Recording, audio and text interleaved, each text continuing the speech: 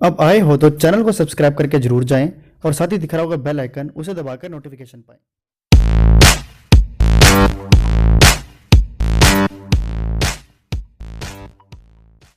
नमस्कार दोस्तों, अगर आप अपने घर में एक से अधिक सैटेलाइट्स का इस्तेमाल करते हैं, मान लीजिए आपने केयू बैंड का सेटअप भी कर रखा है और सी बैंड का भी सेटअप कर रखा है, तो मुझे ये पूरा यकीन है कि आपके घर में या तो 4x1 वाली डिश क्यूसी का इस्तेमाल होता होगा या फिर आपके घर में ये 8x1 वाली डिश क्यूसी का इस्तेमाल होता होगा।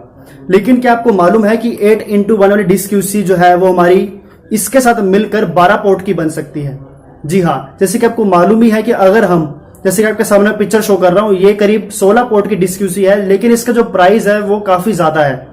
ये 6500 से लेकर 8000 के आसपास मिलती है, जो कि एक आम आदमी के लिए अफोर्ड करना थोड़ा कठिन हो जाता है। तो वो इसमें यानी एक तरह से 16 पोर्ट की डिश क्यूसी के लिए इतना पैसा लगाना कभी नहीं चाहेगा। तो बताना चाहूंगा ये 200 रुपए की या 250 रुपए की मिल जाती है। अगर लोकल मार्केट से लेंगे तो और भी सस्ती मिल जाएगी। तो इसको अगर आप लेते हैं तो आसानी से इसको आप बढ़ा बढ़ा के 16, 18, 22 जितने भी बनाना चाहते हैं उतने सैटेलाइट का इस्तेमाल कर सकते हैं। और ये 8x1 के साथ 4x1 को मिलाकर मैं आपको कुल 12 सैटेलाइट्स को टेस्ट करके दिखाऊंगा, यानी चला के दिखाऊंगा कि कैसे हम चलते हैं ये सारे सैटेलाइट्स, या फिर कह लीजिए हम कैसे इसको 12 पोर्ट की डिश क्यूसी बना सकते हैं। जैसे कि आपको मालूम होगा कि 8x1 में केवल 8 ही सैटेलाइट चल सकते हैं, इससे ज्यादा नहीं, और 4x1 में केवल 4 ही सैटेलाइट चल सकते हैं। लेकिन इन दोनों को अगर मिला के चलाएं तो करीब हम 12 सैटेलाइट्स आसानी से देख सकते हैं। तो कैसे ये मुमकिन है, तो चलिए टेरेस के ऊपर और वहां पर आपको मैं दिखा देता हूं कि कैसे सेटिंग इसकी रहती है। उसके बाद हम टीवी स्क्रीन की ओर भी जानेंगे कैसे हम सेट टॉप बॉक्स सेटिंग करते हैं, ताकि आसानी से सभी सैटेलाइट के सिग्नल हमें एक साथ अपने सेट टॉप बॉक्स में रिसीव हो जाए। तो चलिए, तो दोस्तों आप सी बैंड का सेटअप मेरे सामने देख रहे हैं और इन सभी के सभी सिग्नल्स को रिसीव करने के लिए हमारे पास एक डीसी क्विक स्विच भी होना बेहद जरूरी है। अगर हमारे पास ये नहीं है तो हम सभी के सभी सैटेलाइट्स के सिग्नल एक साथ अपने सेट टॉप बॉक्स में रिसीव नहीं कर सकते और उनके सभी के सभी चैनल्स नहीं देख सकते।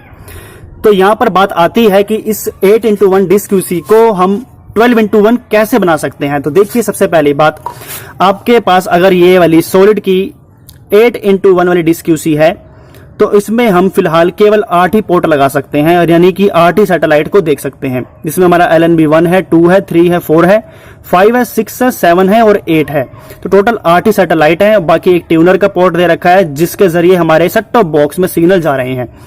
लेकिन इसको अगर हमने 12x1 बनाना है तो उसके लिए सिंपल सा है कि आपके पास इसी तरह का डिश क्यूसी एक 4x1 में भी होना चाहिए। ये 8x1 है क्योंकि इसमें 8 सैटेलाइट के प्रयोग किया जा सकता है और इसमें 4 सैटेलाइट को देखा जा सकता है। तो मेरे पास सेम ही ब्रांड की एक 4x1 भी पड़ी हुई थी, तो इसके प्रयोग से मैं इसमें 8 की जगह पे 12 सैटेलाइट का इस्तेमाल करने वाला हूं। तो वो कैसे होता है, तो देखिए, इसके अलावा अगर आपके पास ये भी है और ये भी है तो इसके अलावा आपको इस तरह का एक कनेक्टर टाइप भी चाहिए होगा जो दोनों तरफ से कनेक्टर होगा, और आपको एक पोर्ट को लगाना होगा इस डिश क्यूसी में, 8x1 में, और एक पोर्ट को लगाना होगा आपको इस डिश क्यूसी में। तो आपको मैं दिखा देता हूं कि कैसे मुमकिन है। तो सबसे पहले देखिए, एक पोर्ट जो इसका ये वाला है, आप देख रहे हैं, इस पोर्ट को मैं लगाने वाला हूं 4x1 डिश क्यूसी के रिसीवर में। देखिए, इसके मैं यहां पे रिसीवर में इसको कनेक्ट कर देता हूं। तो यहां पे इसको जो मैं यहां पे कनेक्ट करने जा रहा हूं, आपको भी इसी तरह से करना है अगर आपको 12x1 बनाना है और आपके पास सेम इसी तरह की डिश क्यूसी 4x1 मौजूद है। तो एक देख लिया आपने, रिसीवर में दे दिया। अब दूसरा जो कनेक्टर है वायर का, उसको मैं दे दूंगा इसके LNB7 पोर्ट में। ये जरूरी नहीं है कि आपको LNB7 में देना है, इन सभी LNB पोर्ट में से आप किसी भी एक पोर्ट में दे सकते हैं, लेकिन मैं अपनी ओर से इसको LNB7 में दे रहा हूं। तो यहां से इसको मैं दे दूंगा LNB7 में और यहां से इसको कर दूंगा टाइट। एक बार इसको टाइट कर लूं, उसके बाद आपको मैं समझाता हूं कि कैसे मुमकिन हो पाता है। तो जैसे कि आपने देख लिया कि एक मैंने पोर्ट को LNB7 में दिया है और एक पोर्ट को मैंने 4x1 डिश क्यूसी के रिसीवर में दिया है। इसका मतलब ये है कि जितने भी सिग्नल्स जो सेट टॉप बॉक्स मांग रहा है, ये सेट टॉप बॉक्स मेरा मांग रहा है सिग्नल्स डिश एंटीनों के, तो वो ये सिग्नल्स तो देगा ही देगा, यानी 8, 1, 2, 3, 4, 5, 6, 7, 8 ये सिग्नल्स तो देगा ही देगा। साथ ही साथ ये भी सिग्नल्स देगा। वो कैसे?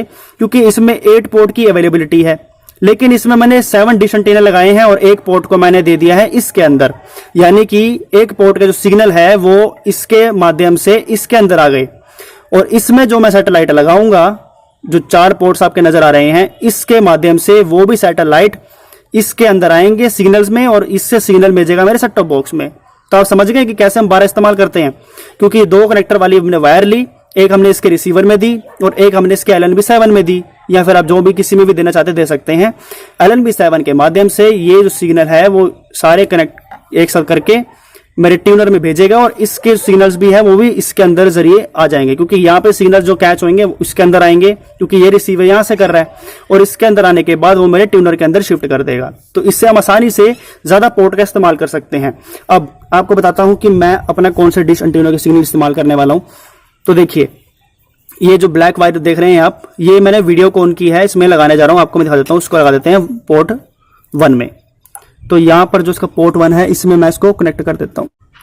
तो दोस्तों, एक वायर जो है हमने इसके LNB1 में दे दी, जो कि वीडियोकॉन D2H की है। अब मेरे पास एक और वायर जो है वो मौजूद है, वो भी आपको मैं दिखा देता हूं। दोस्तों, दूसरी वायर जो है उसके मैं सिग्नल्स दे दूंगा LNB2 में, और ये जो वायर है मेरी है INSAT 4A 83 degree east C band की।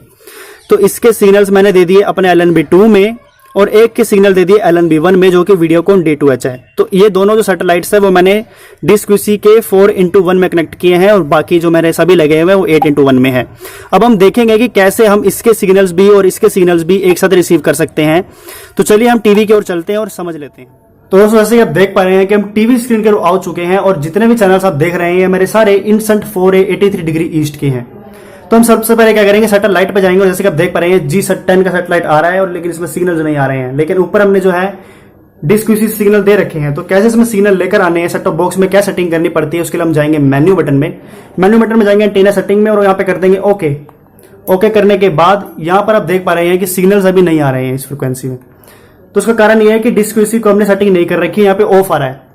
तो बताना चाहूंगा DISC-QC 1.0 जो है इसका मतलब है कि 4x1 वाली DISC-QC है, और DISC-QC 1.1 इसका मतलब है कि हमारी 8x1 या फिर 16x1 वाली DISC-QC है।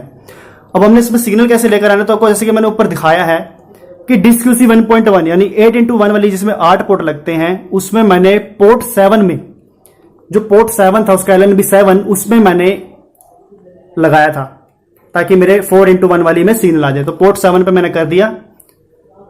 अब यहां पे मैंने पोर्ट 7 कर दिया, ठीक है, लेकिन जो इनसेंट 4A था वो मैंने 4x1 वाली DISC-QC में पोर्ट 2 में लगाया था। तो DISC-QC 1.0 यानी 4x1 वाली, और यहां जो ऑफ आ रहा है इसको मैं कर दूंगा पोर्ट 2। ये देखिए, तो जैसे कि आप देख पा रहे हैं कि जैसे ही मैंने पोर्ट 2 में किया सिग्नल्स मेरे रिसीव हो गए। तो DISC-QC 1.1 यानी कि 8x1 वाली 8 पोर्ट वाली जिसमें मैंने एक कनेक्टर लगाया था पोर्ट 7 में, और DISC-QC 1.0 यानी कि 4x1 वाली 4 पोर्ट वाली जिसमें मैंने उसका कनेक्टर लगाया था इनसेंट 4A का पोर्ट 2 में। तो आप देख पा रहे हैं सिग्नल्स हमारे आसानी से आ गए हैं। तो इस प्रकार से हम 8 DISC-QC पोर्ट वाली को हम 12 वाली बना सकते हैं और आसानी से और भी सैटेलाइट्स का इस्तेमाल कर सकते हैं और अपने सैटेलाइट रिसीवर यानी सेट टॉप बॉक्स में सिग्नल उसके प्राप्त कर सकते हैं। तो दोस्तों, इस प्रकार से कुछ सेटिंग रहती है। इसको 12 से ज्यादा भी बढ़ा सकते हैं, 4x1 वाली से और आप लगाते जाइए, ये सिग्नल्स आपको ओवर देता जाएगा, पोर्ट बढ़ाता जाएगा। लेकिन जहां तक सेट टॉप बॉक्स की लिमिट है वहां तक ही बढ़ाए तो फायदा होगा, क्योंकि इसकी जो लिमिट है वो करीब 16 पोर्ट्स की ही रहती है। ज्यादातर सेट टॉप बॉक्स की 16 पोर्ट से ज्यादा नहीं है, और 16 पोर्ट वाला जो DISC-QC है वो काफी महंगा है, 8,000 के आसपास हमें मिल जाता है। तो उसको फायदा नहीं है, 200-400 रुपए में खर्चा करके आप इसको बड़ा पोर्ट बना सकते हैं।